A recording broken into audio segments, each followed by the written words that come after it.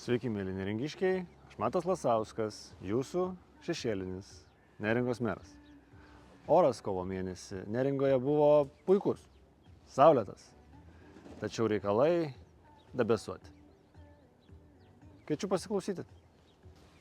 Korupcijos skandalas supurtė Neringą? O gal ne? Juk jūs ir taip žinojote, kas vyksta su Juodkrantės gelbėjimo stotimi. Jūs viską žinojote jau seniai. Antikorupcijos komisija tik nustatė aiškius faktus, apie kurios kalbos mieste sklandė seniai.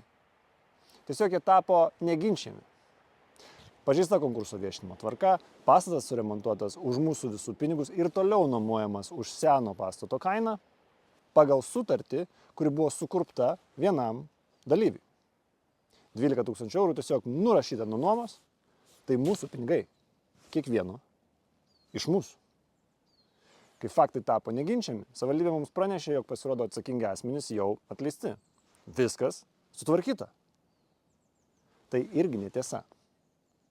Įmonės vadovė nebedirba ne dėl gelbėjimo stoties pažeidimų, o dėl to, kad nepritarė šiltnamio pardavimui.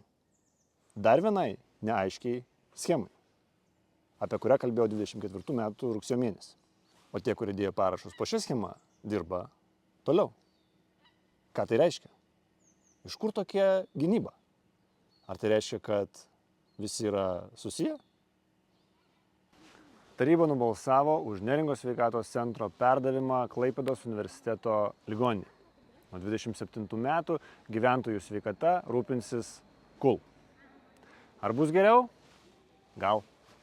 Taip žada. Sako, bent jau nebus blogiau. Bet posėdį girdėjau daug. Žiūrėsim, svarstysim, matysim ir labai mažai konkrečių įsipareigojimų. Skubi pagalba? Neįmanoma.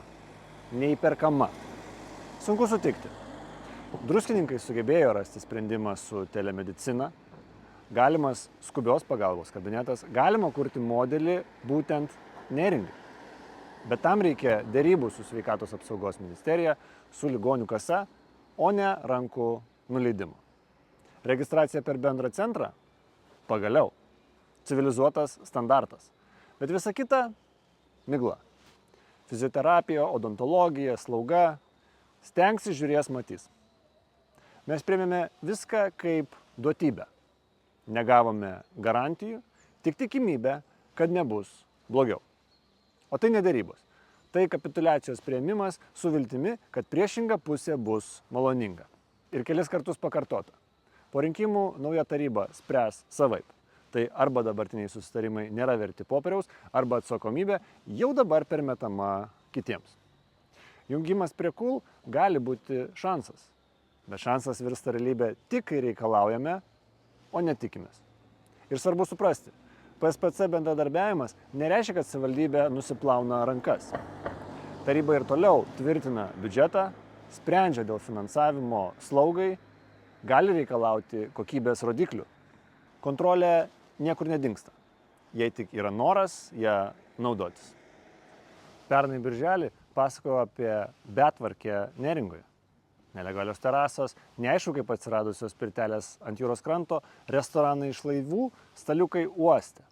Spėkite, ar šiemet kas nors pasikeis? Ne. Savivaldybė per visus metus, visus 12 mėnesių neparengė uosto krantinės nuomos tvarkos taisyklių. Tos, pagal kurią viešo aukciono būdu būtų galima legaliai vykdyti veiklą, pasistatyti staliukus ant krantinės tiek Juodkrantėje, tiek ir Nidoje. Ir aš nepasisakau prieš šias paslaugas. Jos smagios, jos reikalingos. Žmonės nori sėdėti ant molų, valgyti su vaizdu į marias ir gerti šampaną. Puiku, bet miestas turi veikti pagal taisyklės.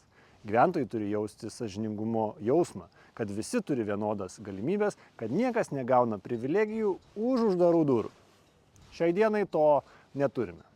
Ir pagal tai, ką matau, dar lygiai 1 metus neturėsime.